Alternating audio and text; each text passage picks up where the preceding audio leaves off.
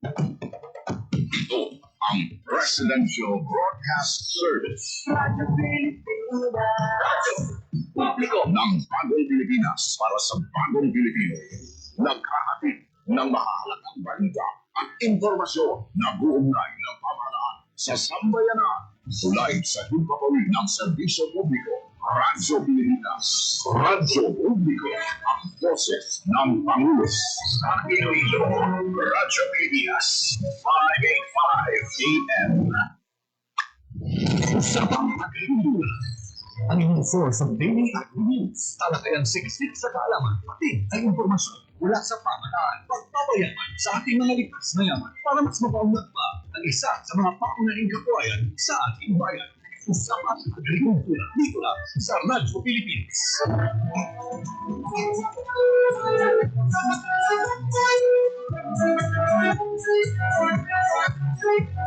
It is common among families, especially in the countryside, to own several hectares of land. Mostly were inherited from the older generation and passed to the later generations. However, as time passes by, only a few of the current generation would have an interest on the vast land they have inherited.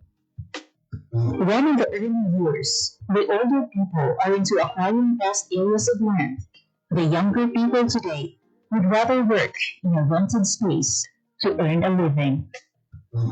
This is the case of husband and wife, Jose Ray Dupon, a seaman by profession, and attorney Emmeline Arboleda Dupon, a former Capiz General and the founder of the Tree Huggers Movement Incorporated, who owned a few hectares of land that would eventually buy the portions owned by their immediate families. They were able to acquire a total of 20 hectares of land. The problem, however, most of these lands used to be sugarcane and corn plantations. These are lands with no existing trees and other vegetation, as required by the prior crops. Seeing the sorry state of the land, they decided to start planting it with fruit trees, and with the help of a friend who offered them seedlings of cacao trees under a pay-later scheme, they made the first step of what is now a plantation of more than 3,500 fruit-bearing cacao trees, covering at least 4 hectares of land, and the planting continues today. They have also started planting other fruit-bearing trees. As Jose would say, they planted the cacao trees without any prior knowledge on how to take care of the crop and how to manage it. During the pandemic, Jose decided to stay for good and get serious with farming and cacao planting. He attended several trainings about cacao management and value-adding products. This gave birth to the Dariagan Alboleda and Bipon, or Dad's Farm in Barangay Urgia, Maayon, Capiz. He encouraged his immediate families, who also own lands, to plant cacao trees, and the farm workers in the farm are his relatives, giving them the opportunity to earn income without staying away from their families. It was not a smooth sailing experience, however. They were learning along the process of planting the trees up to its fruit-bearing trees. Typhoon Agaton back in April 2022 battered most of his cacao trees, which made Jose frustrated. It was in one of the trainings sponsored by the Department of Agriculture Western Visayas. Jose's passion reignited after one of the speakers told him to consider his losses as an investment. While they had started producing Tablea back in 2015, Jose and Emily decided to start producing chocolates in 2022 after he retired working overseas. Today, Ogia, the chocolate brand which got its name from their barangay, is seeing supply around Capiz and Iloilo. They have also brought their chocolates to Manila, especially during exhibits. Siyempre, biglang ang nagtulog sa akin na mag gulpi untat sa pagka-OFW, pagkasiman tungod sa pandemic. Doon nahadlok man ko at that time na grabe gid ang infection sa all over the world. Nag-decide na lang yun ko nga mabuntat kay ito nakita ko nag-fruit na ang amon nga mga buntanon nga kakao ang matamat na dadamo. Dito na ko nag-umpisa na yun na ibalik namon ang tradisyon sang pamubra sang tableya. At the same time, dito na ko nag-research upod sa mga taga-DA to add value sa kakao. So dito na umpisa na ang paglantaw ko sa fine chocolates na Ginto Bar. Sa umpisa, ang bulig na unang ginhatag sa akon sa DA is encouragement. Tungod na nakaumpisa na kami, gindugangan na nila ang abang nga mga knowledge sa pagtanong, sa pag-propagate pagod, kag ang isa pa is may mga interventions na sila like mga seminars. Dito na-appreciate ko din ang mga seminars kay kadamo-damo dito na tunaan. Aside from that, hindi ko ya nagdako sa city boy ako ya. So wala din ko idea. Ang DA lagi na nakahatag sa akon sa basic knowledge. Kada dito man nabibisa ang akon na love sa pagpanguma, no? Hindi lang na mambal natin na doon napilitan lang, kundi nagustuhan ko din kag nahiligan ko na pagpanguma. Ang DA, madamo na sila sa pangatag sa akin ng mga sa amon na pag-harvest, yung mga tree namon, ang mga water impounding namon, yung mga drums, ang rotavators, greenhouse, technical support, may mga ginahatag sila ng mga abuluman. On the other hand, their production averages 1,000 bars a month. They are now producing 70% dark chocolate, milk chocolate, dark chocolate, dark chocolate with nuts, milk chocolate with nuts, white chocolate with cacao nibs, and keto sugar-free chocolate. In the recently concluded Cacao Congress in Cebu City, God's Farm Chocolate placed third in the Philippine First Flavored Tableya Making category out of 25 MSMEs in Waterfront Hotel Cebu last July 29, 2024.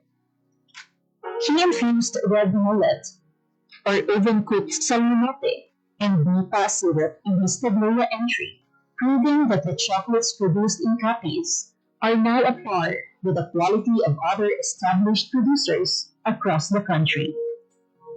Through the High Value Crops Development Program, or HBCPD, of the Department of Agriculture Western Visayas, God's Farm received additional farm support and implements.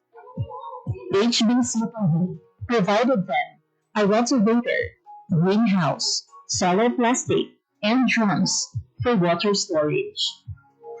These, along with several training programs on cacao production and value adding, are in place as part of the continuing support of DA Western Visayas to the cacao farmers.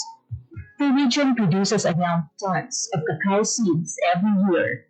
Its growth has helped propel the agricultural sector as one of the main economic drivers in Western Visayas.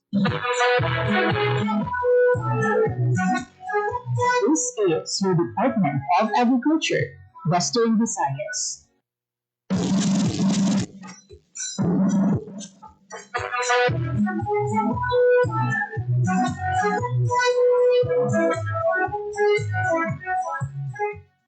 Maayong adlaw sa ating mga tagapagabati, sa ating mga viewers via online, sa ating Facebook live streaming, sa ating mga farmers, sa ating mga people, sa ating mga agricultural technician, ang ating mga municipal agriculturist, ang ating provincial agriculturist subuhan, ang ating city agriculturist Tinatangyan mo natin ang Regional Executive Director sa GA, Western Visayas, Director Dennis R. Arpia, kag ang ating mga Regional Technical Director for Research and Regulation, Director sa Edina B. Quelio, and for Operation and Extension sa ating OIC Director, si Ma'am Maria Teresa Solis, and the rest of the men and women of the Department of Agriculture, Western Visayas, sa mga attached agencies natin, maayong ada sa ating mga tanan. Isa na naman kaataw, panibagong mga informasyon ng ating mga diskusyonan, hindi kaatanan sa pinakabago, pinaka-latest na mga updates sa National Meat Inspection Service, Region 6. Ibalaw natin, isukit na natin sa pinakatong episode ang NMIS. Galing pa last year, tungtong subong, galing subong, bago na naman kaadlaw, ibalaw natin ang pinakabago na naman ng mga pagugyan o kung mga advisor sa pila sa mga kaupot natin ng mga visual speaker sa ating programa Subo na Aga. Pag-iisangyahan natin, output Meat Inspector 3 sa National Meat Inspection Service Region 6, si Ma'am Arthur A. Bacong, Sir Eugene Mark S. Taclas, and si Ma'am Kennedy M. Campbell. Sir Ma'am, greeting sa ating mga viewers. Good morning sa tanan. Para sa ating mga tagparang. Ayun. And yes, umpisa na natin ang ating interview, ang muna natin ipapakot for the ano ang pinakabago ma'am, no? Na meat safety campaign na Indonsal sa NMIS 6 at iinigin pa rin tayo. Good morning sa gihapon. National Meat Inspection Service nagpadayon sa implementar sa safety campaign to protect public health para ma-promote ang hygienic practice sa animal slaughtering and to ensure safe and quality meat for human consumption. Ang pinaka-latest na magiging gandak ang Meat Safety Awareness Seminar sa July 29, 2025 sa LGU President Rojas Capiz kag sa August 6 sa LGU Putotan. Ang mga nag-attend, ang mga dealer, traders, vendors, kag animals na maging sa merkado kag roadside vending. Yes, mas natin pumapot. Ano naman ang tema at yun sa ating mga promote sa mga kampanya natin sa NMIS 6. Subong naman ng 2025. So aside from the meat safety awareness advocacy seminar na naman dito ni Ma'am April, meron po kami tinatawag ng Safety Consciousness Week, which is actually ginagawa po every third week ng October. And actually, this is a month-long, nag-month-long activity po siya for the National Meat Inspection Service. And ang tema nito ay kalikasan ng karne pero sa bagong Pilipinas. And kasama po sa mga activities na ginagawa ni NMIS ay meat safety advocacy seminar, kasama po yung beans na katawan, tree planting, hanging of streamers, among others. Thank you so much, ma'am. Paano naman na-participate ang concern ang NMIS with sa pag-handling na sa animal welfare and hygiene standards, especially sa ating mga local campers? Bale, sir, nag-participate si NMIS sa patagsang animal welfare mas sa pag-train natin sa ating mga local government units sa mga ang ating basic meat inspection training. Tapos, sir, bale, pinatuloy natin sa ina pag ang animals mag-uwi pasulod sa ating bahay katayan or slaughterhouse, dapat ang animals ay hindi stress-free, healthy ang animals, sir. Talking about seminars naman for the orientation, ano ang mga seminars that were pulling to events to conduct some NMIS para naman sa ating mga big handlers and mga market owners? Yeah. So, yung ating meat safety advocacy seminar, sir, kasama po dyan yung ating meat handlers and meat vendors. And another one na orientation po natin ay yung tinatawag natin na SOMOS or yung Slaughterhouse Operations and Management Orientation Seminar. So, isang po sa mga attendees natin dito ay yung ating mga butchers at ang ating meat handlers kung saan binibigyan po sila ng familiarization sa day-to-day operations sa slaughterhouse, kasama po yung functions ng officers, personnel na involved sa management and operations.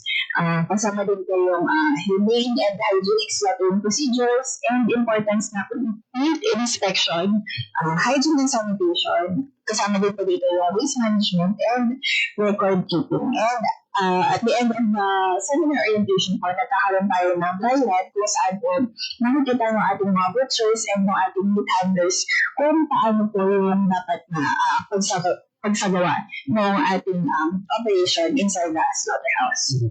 Then, bilang mo, ma'am, sino pag pinang-target mga participants ng mga training sessions natin? Ano usually yung mga key topics? Ang numbers ng target participants naman, depende na siya sa kung sila ang ihatag sa LGU na ipakanta kanila. Ang mga key topics natin, specifically sa food safety, number 1 is ginapakilala ng anay kung sino sa NMIS kung paano yung function. Next is ang food handling, ang basic traits ng food handlers na ginasiguro ng mga may-ara silang health certificate, naka-attend sila sa safety seminar naman. At ang personal hygiene, syempre ginasiguro nato na pagtatap sa ibang kaulinan before sila magkanto sa gutihan, nakapaligo, mga basic na nasa sir, nakapaligo, nakatoothbrush, kag ang proper hand washing. Kag ang next is ang EO5, ang siyang administrative order, ang rules and regulation and hygienic handling of newly slaughtered meat. Kag ang EO6 sa hygienic handling of chilled frozen and third meat and meat markets. Thank you, ma'am. And ano naman ang represented sa population sa mga 6 sa ating mga local government units, sa ating mga universities, sa private sector, para naman sa pagkakasalit sa ating country. Naghahatag ang technical assistance sa LGU, specifically sa mga laboratorio na mag-accredit sa slaughterhouse from local registered meat establishment to single A, kag kung possible, classify sila sa double A classification. Sa mga university, nagabatong ka na sa OGP. Hindi nagalabot sa isa kabulan o hasta makompleto nila ang 240 hours na gina-require sa eskwelahan. Ang mga estudyante, ginadala naman sa slaughterhouse, dressing plant, kag sa mga cold storage para nga maka-experience kung makita nila ang obra naman as food inspector. At the same time, nag-conduct naman kami sa food safety seminar kag enforcement para maminitin naman masunod nila ang mga guidelines. Yes, kaya naman kita sa outputs and recognition. Ano ang mga outputs at recognition na nakuha sa LMIS 6 halina sa ating mga local properties? Okay, sir. So, maluwang nakamaton na isang pinaka-plaque of appreciation kag recognition siya na may sa ating mga local government units kag amon ang mahatag na sa aton sa mga technical assistance kag mga food safety advocacy na tender natin sa ila, sir. Yes, thank you. Then, ano naman ang intensive na role sa minimum restriction o sa pagpatuman sa hygienic handling of slaughtering protocols na Iloilo kada sakman? Sir, actually, sir, hindi lang sa Iloilo, sir, Kadaklan, kundi sa ibang pag-gawanahanan, sir, like sa Limaras, Antique, sa may Dumaraw, sir, hindi man pag-gabahin sa pangan, sir, dapat kita sa ating mga safety advocacy. And paano na involved for something like this? Napagsunod na rin sa meat establishment sa Food Safety Act o kaya ang RA 106 naman o kung meat inspection code sa Bruce Western Challenge.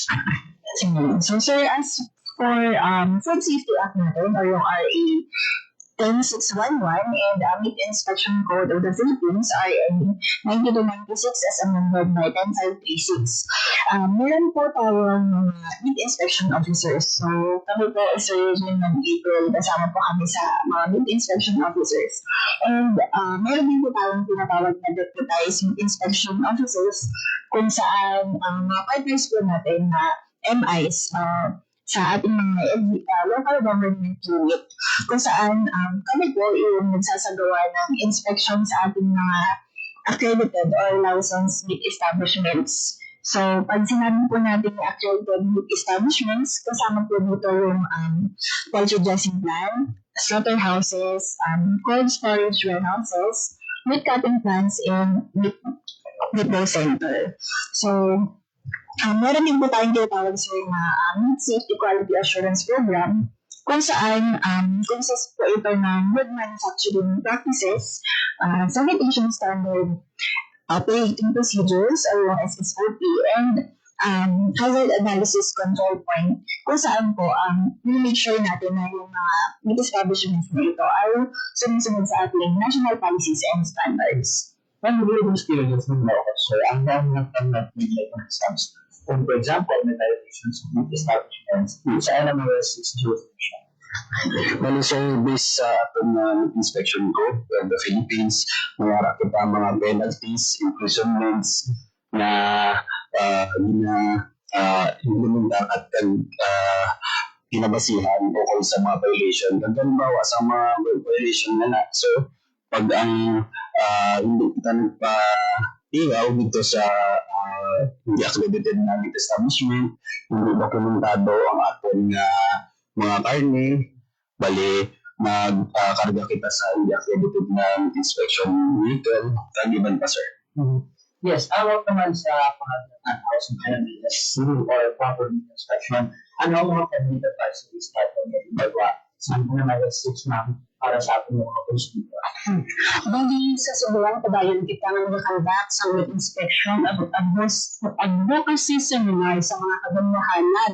Kung sabihin din sulit-sulit na alam ng hambal sa mga manugbakal sa karne na dapat siguraduhin nila na may naka-display na MIC ang sa ating meat inspection certificate para sa local products, kag homemade certificate of meat inspection sa imported. Kag siyempre, dapat i-check nila na ang mga baboy yung tatakhalin sa slaughterhouse para sigurado nag-agiin sa atong slaughterhouse kag na-inspection sa deputized kag authorized na po yung meat inspector. Yes, yung ano naman ang ating mga efforts sa NMS 6 para mapapasok po natin ang digital transformation sa MTV registration system for net inspection work. Okay, so bali as of now sir, sa report na hanggang sa MTV registration system, as of now manual pa si NMIS, pero may ara na si NMIS na in-house under development pa.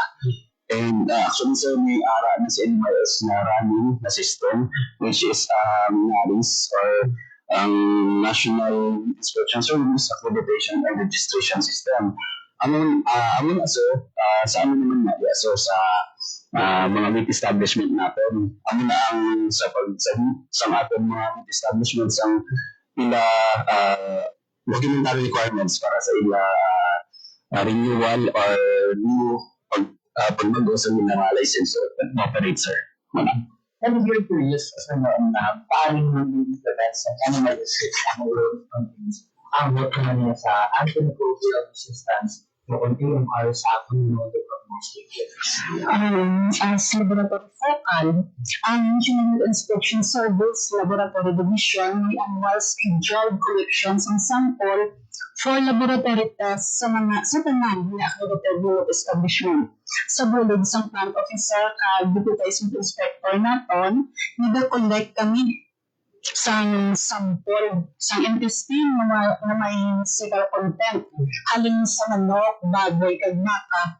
Kagin submit naman inaasa sa Central Meat Laboratory agad na i-process nila ang testing. Tapos ang result, di napagalabalik diri sa amon, kaya ginamataga naman kapig ang atong mga establishment. And the last one na lang, ano ang mga binaset na long-term goals o target sa NMS para naman yung food safety at meat inspection sa masunod na niya ng Pilipinas? So, isa po sa long-term goal ni NMIS for food safety, particularly sa ating meat inspection, ay yung pag-standardize po ng ating mga tinatawag na locally registered meat establishment. So, ang goal po natin is ma-accredit sila or ma-license sila into single A meat establishment or double A. So, pag sinabi po natin single A, sinusunod po nila yung minimum adequacy ng livestock and fowls na in-slaughter natin sa slaughterhouses. And within the city or municipality lang po yung distribution nito. And then yung sa sunod na word po natin from single A ay maging double A standard po sila, which is semi-automated na po yung kanilang facilities, and yung operational procedures po nila ay sufficiently adequate sa pag-slaughter ng ating food animals. And of course po, yung establishments nito ay sumusunod po sa ating good manufacturing practices and sanitation standard operating procedures po. Yes, very happy mga ka-adults. Mabagyan natin ang ilang mga updates sa latest mga progress, especially sa ating National Meat Inspection Service dun sa Division 6. And pinapasalamatan mo natin ang ganito mga resources sa mga aga na nag-hatag na nag-shares ng mga sindalators na makalato sa ating mga local mga stakeholders dun sa Western Visayas. Sa musunod na naman episode, palibago na naman ang topic ng ating pag-uskanhan kahit makautos naman natin ang kailangan mga key officials at mga personnel sa mga kailangan ng cash agency sa Italian Department of Agriculture, Western Visayas. Sa liwat, si John Tabulayo, given sa Regional Agriculture and Fisheries Information Section, maayong aga sa ating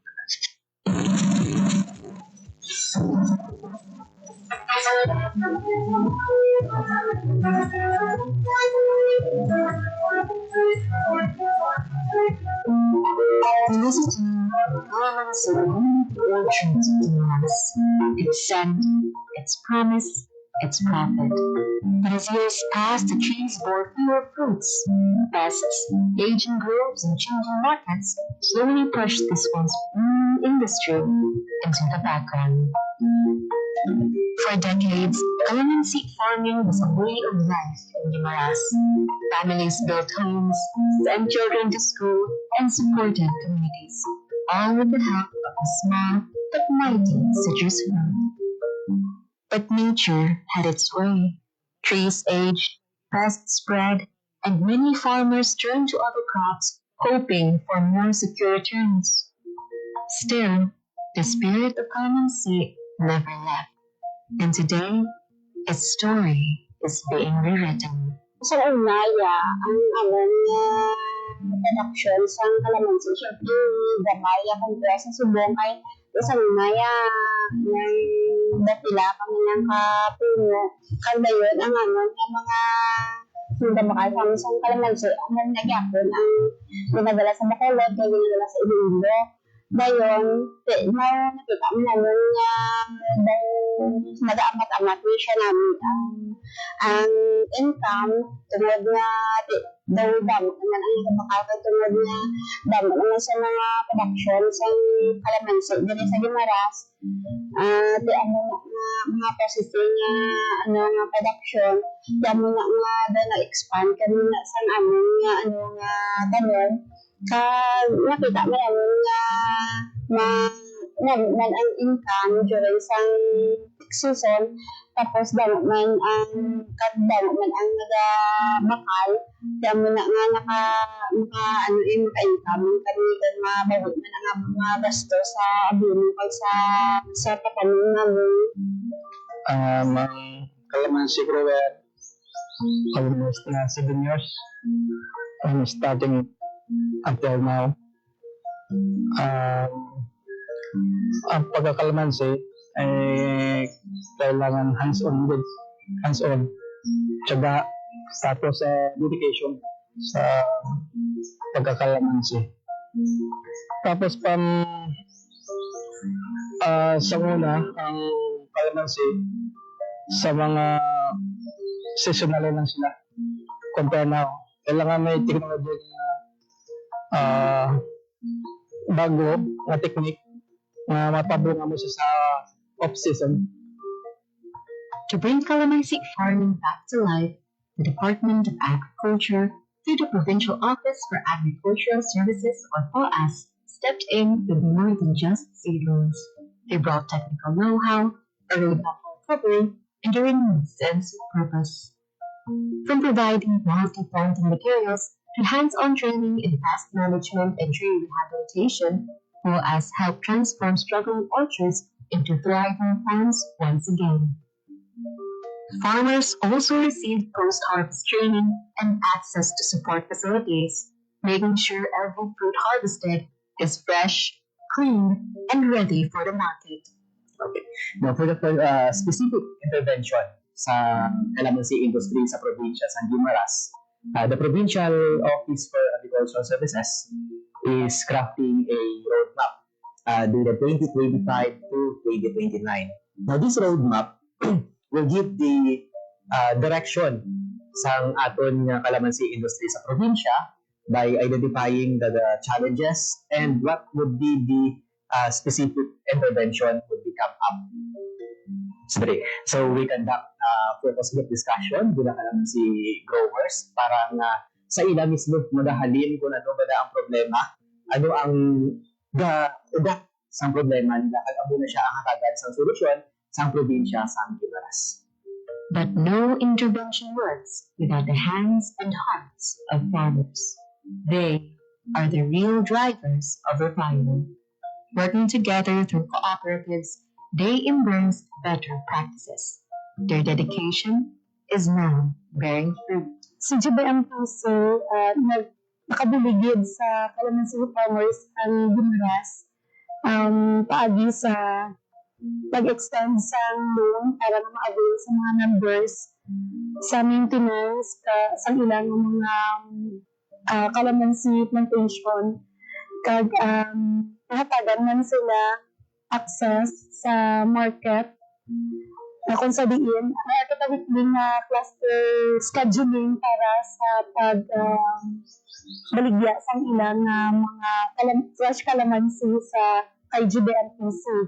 Today, Guimaras farmers are doing more than just selling fresh calamansi. They're creating value.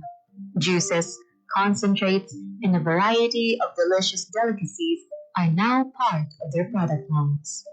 With support and training, they've reached pasalubong centers, groceries, and even online stores.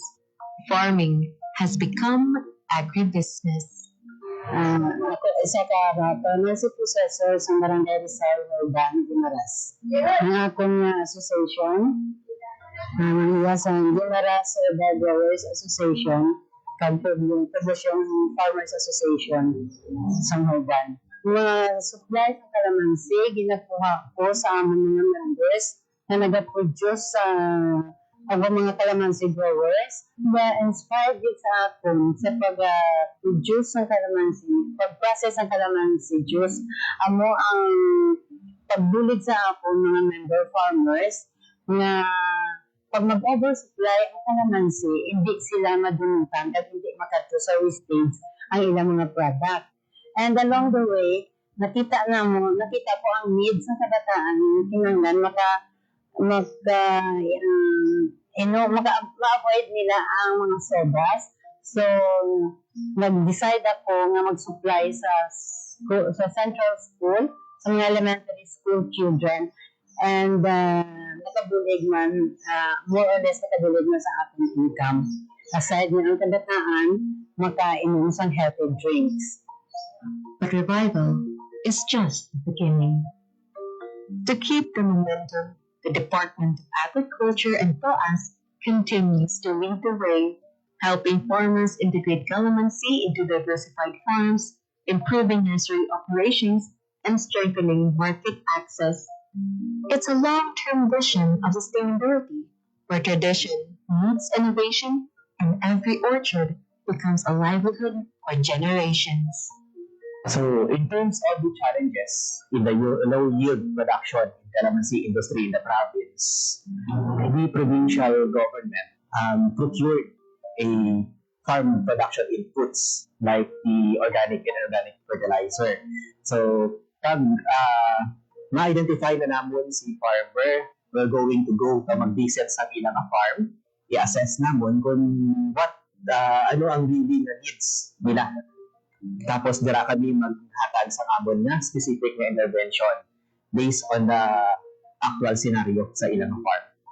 Through POAS, may ara kami sa naka-reserve na buffer stocks of the pesticide and insecticide. So, ang mga ng farmer is mag-submit siya sang report nga may infestation sa specific na peste sa iyang calamansi, and then ang TOAS is magkakado sa ilang farm kung maghatag sang nagakaigo nga technology approved na ang mga pesticide and insecticide.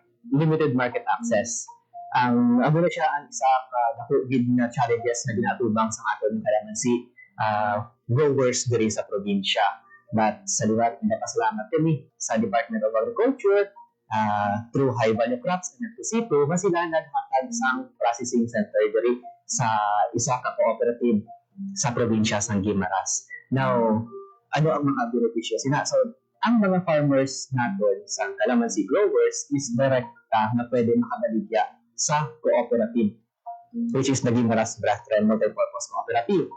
And then, the Guimaras Brethren Multipurpose Cooperative, abo na siya man ang mag-cater sa other nilang na supply na ginabaligya mo na siya outside in the Guimaras. So, ang role ni province is to connect the farmers into the cooperative. From struggle to strength, from decline to resurgence, calamansi in Guimaras is more than just a crop. It's a story of resilience, reinvention, and the enduring spirit of a farming community that never gave up. The future is bright, the fruit is green, and the comeback is real.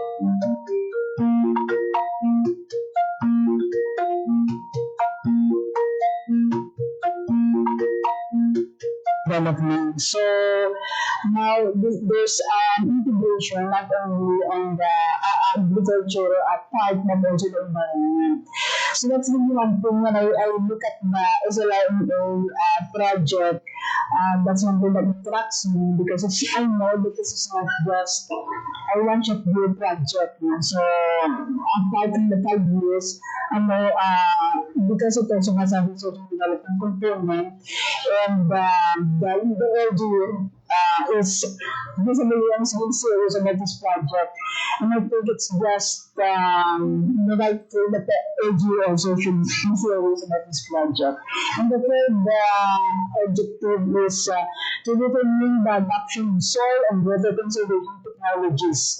Its benefits to farmers and environmental impact. So these three are actually embedded in the entire implementation of the project. One thing good about SLIMA, this WM creation a technical and mentoring team to expedite the processes involved in project implementation. So the mentoring team not only provides, not only conducts mentoring but also provides technical assistance. So every month, from the national office, the visible team composed of 4 people of different expertise come down to the LGU, go around the project areas, providing technical support, interact with us, also with the farmers. So that's one good practice in this project.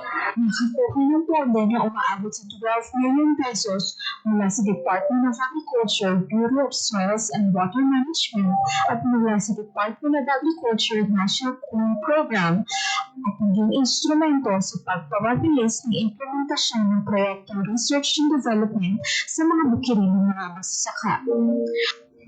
Sa unang taon ng implementasyon, mayroong 13 magsasaka na nakipagtulungan na may kabuuang 20 hektarya ng lupa mula sa barangay Agcoco.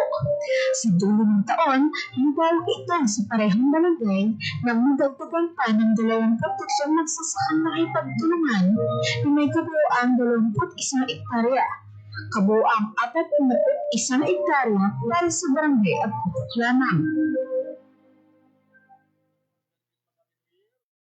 Yung bago ko dumating yung sir mo dito, sa amin dito, nagmamayos na kami dati bago dumating yung project. Kaso lang, yun lang talaga, makikita mo sa mga area namin, mayos lang talaga. Lahat. Wala ka nang iba makikita sa area. Tapos, siyempre, hindi din namin alam yung about sa mga tinatawag nilang temporary. Doon ano sila pangumalit. Sa una, paray. Mais. Dapat lang na sa umana, mais. Umana, umay, umay. panawagan mo sa mga kung sino nangayos nila, hindi mo maganda. Kung mo daw naman. Kaya nag-ibigtisyon ay kung makatulog to doon. Mo daw buhay na sa kaya kung may mga hilog na sandaya at siya magbigasyon. Training niya na yan. Tapos nito sa mga turang kotos. Hindi yan nasalita mo nila yung mga kaming pinatulangan. So, sundin mo mo ay kita mo. So, kaya paglakan mo kami sa kapan. Ano na niya, kaya ito lang Santos na tandaan ko doon mga ginagturan namin ito yan. Na nakaburi kita mo ito mga kaming nanda. So, gusto ko sa good na anda ko. Ang presada sa ulo sa ron. So, nainagawa ay sabot sa hindi lang sa pagtulo ba? So, mga kano, mga taong koglando dyan. Tudo ka rin, mga protasyon ka na, mga makinga, salong marindan din kami. So, nag-aanyag niya, isipan mga talongan ng buwan. Nakikita mo ba na ang inyong kinaalam na dito sa inyo? Sa karoon, makabulig ini siya o hindi siya makabulig sa mga para sa inyo kabulig?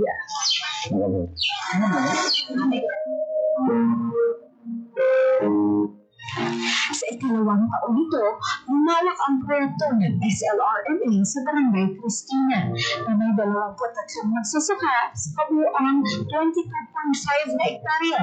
Sa ikatatlong taon, lumawak ito sa Barangay Epelo na may 10 magsasaka sa kabuuang 27.4 hectares. Sa ikaapat na taon, nagsagawa ang proyekto sa Barangay Candelaria na may 6 na magsasakang nakipagtulungan na may 20 hektarya. Sa kabuuan, 15 magsasaka ang nakipagtulungan na sumasaklaw sa 110.4 na hektarya.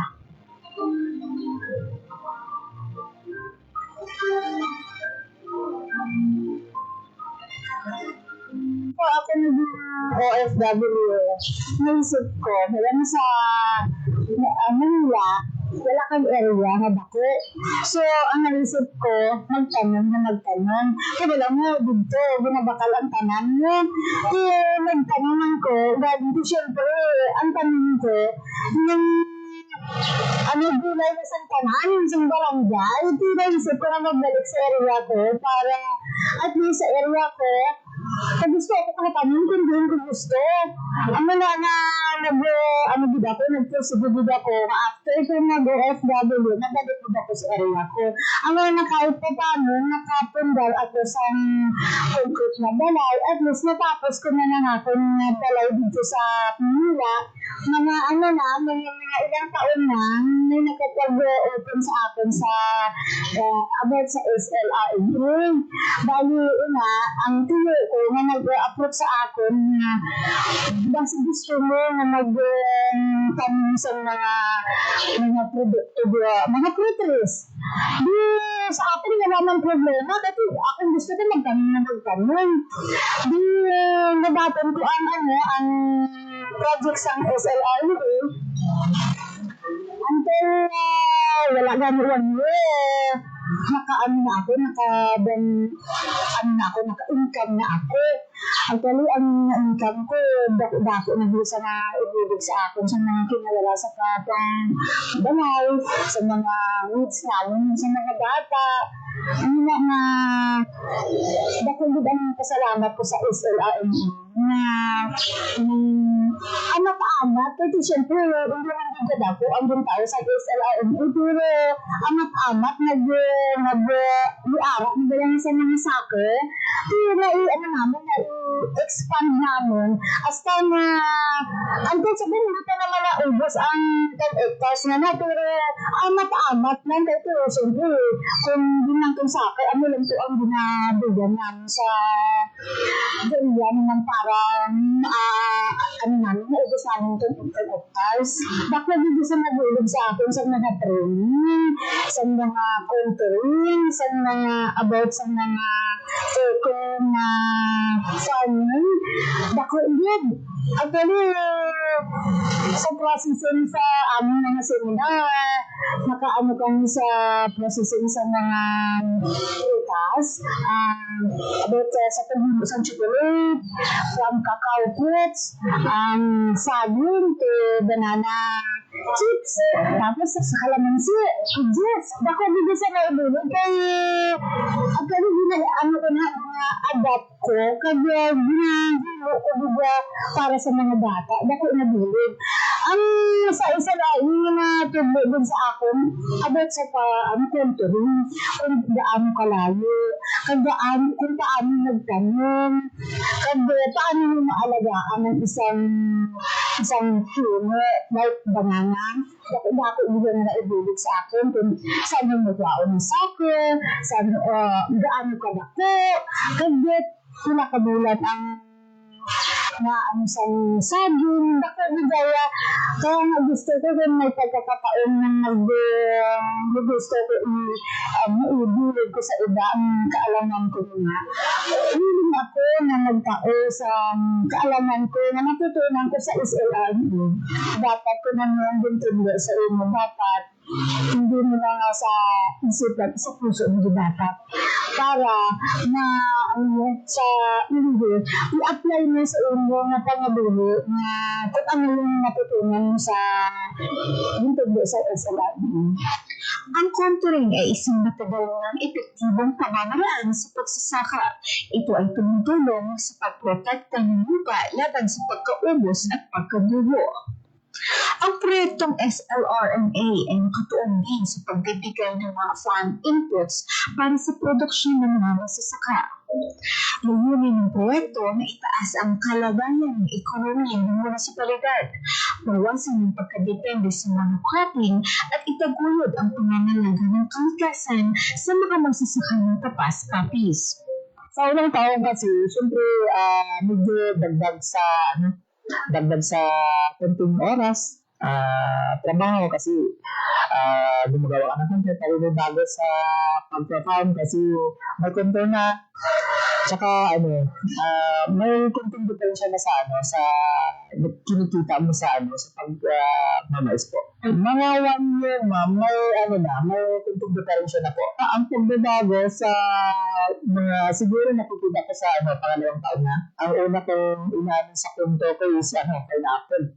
Pineapple kasi ang nakita ko doon, malaking bagay po na sa pineapple ko nakapag ako ng 15,000.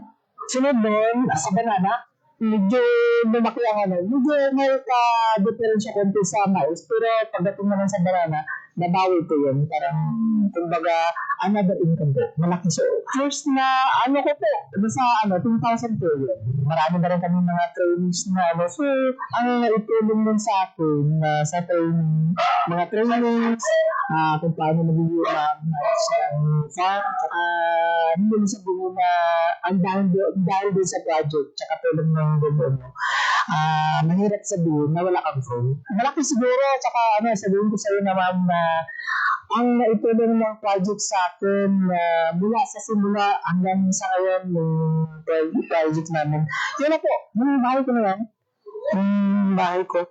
Nakapagpatay, malaking naitulong sa akin ng project namin kasi siyempre kung ibase mo lang sa pagsasaka tsaka sa income ng teacher, hindi ka makapagpatayo ng ganun kalaking bahay. Kanilis ganitong higit pang ipaguyod ang inisyatibong ito. Nakipagtulungan ang tapas sa iba't ibang tanggapan. Kabilang na ang Municipal Disaster Risk Reduction and Management Office, Municipal Environment and Natural Resources, Municipal Social and Welfare Development Office, at ang LGU Gender Development Office. Pwede kami diri nga nag-abot ang project sa amat-amat nga nakabulog sa ilang pangabuhi. Makita na naman sa ang ilang sitwasyon sa amat-amat ilang balay, nag-aarasinso. Kay gabos man kami ma'am sa testimonya sa among farmer mo kay kada isa ginang-interview naman. Nag-visit na naman sila ma'am ako weekly. Ang amon niya nga DSWM monthly. So makita din naman ma'am ang improvements ng amon ng mga ka-operator. Isa sa mga mahalagang resulta ng proyekto ay ang pagpapaunlad ng bayanihan spirit sa mga magsasaka na hipagtulungan. Well, first of all, ay nagpapasalamat sa Antats Agency ng Department of Agriculture and Nutrition Bureau of Soil Water Management. And they've been here for almost about 5 years. They come back and forth. And they are the one and I've been telling them to help our farmers. And after so many times of introduction ito at saka dissemination of information sa kanila, nakita nila na dapat itong tingnan kung talagang bagay sa kanila. And now, the truth, after 5 years, nakita nila na maganda pala itong ibinuna itong contouring na ito at lahat halos ng mga farmers doon sa Coco 5 gumaan ang kanilang kabuhayan, kumita sila, and din yung iba nakabili na ng motorsikla na pagpagawa ng bahay because yung ibinulot ng kabutihan na ito sa mga muna.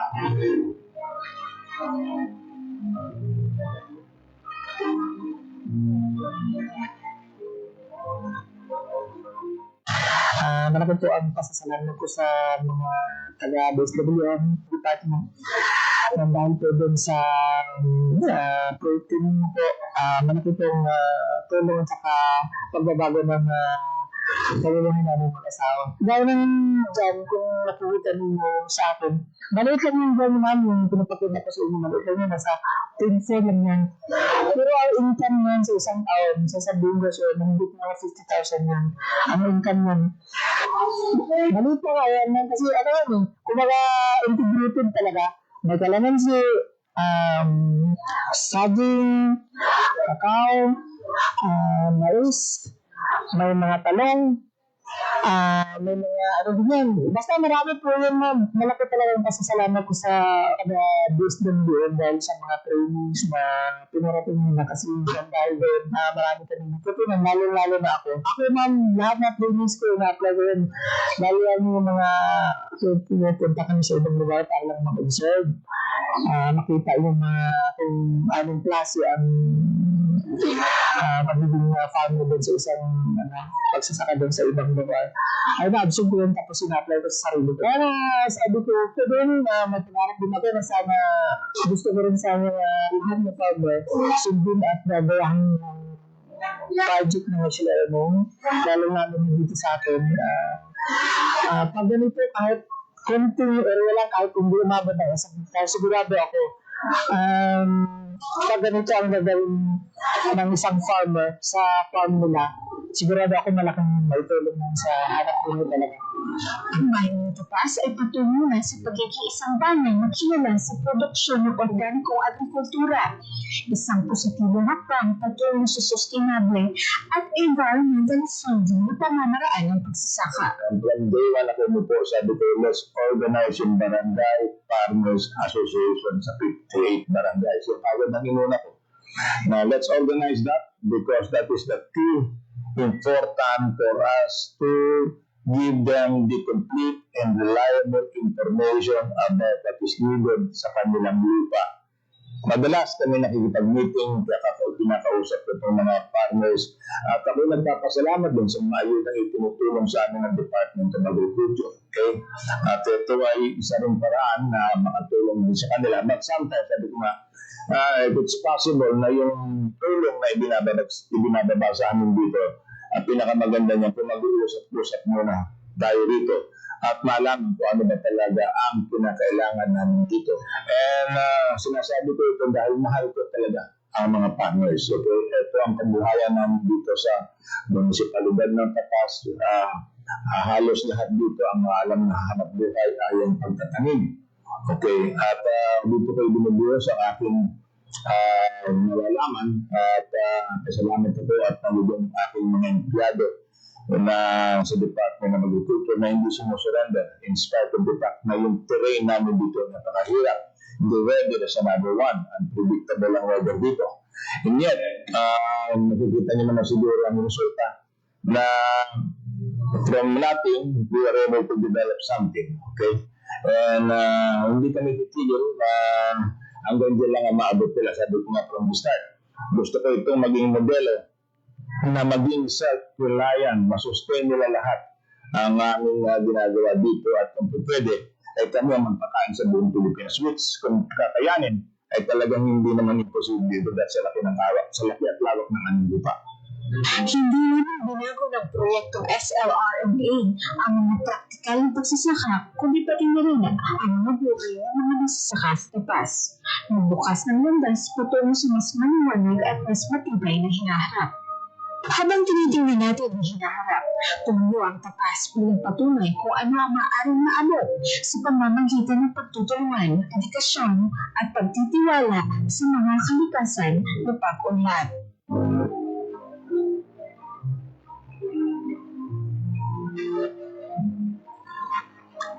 Ay balita, impormasyon at sari-saring kaalaman tungkol sa sektor ng agrikultura sa ating bayan. Usapang agrikultura kasama ang Department of Agriculture. Alamin ang mga hakbang ng administrasyon para mas mapaunlad pa ang iba't ibang industriya at agrikultural at pakinggan ang mga proyektong handog sa mamamayan upang mapalako ang kanilang mga kabuhayan. Usapang agrikultura, Lunes hanggang Biyernes, alas 5 ng umaga, dito lang sa Radyo Pilipinas.